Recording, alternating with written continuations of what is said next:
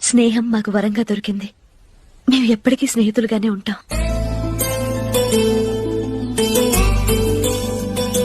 తాను నేను మేమిద్దరం కలిస్తే ఎంత హ్యాపీగా ఉంటామో తెలుసా. పర్సనల్గా మాకు ఎన్ని ప్రాబ్లమ్స్ ఉన్నా కానీ అవన్నీ మర్చిపోయి హ్యాపీగా టైం స్పెండ్ చేస్తాం. ఒక పర్సన్ ఉంటారు కదా మన లైఫ్లో, మనకు ఎన్ని ప్రాబ్లమ్స్ ఉన్నా వాళ్ళతో ఉంటే చాలు అన్నీ మర్చిపోయి హ్యాపీగా ఉంటాం. అలాంటి పర్సనే తను.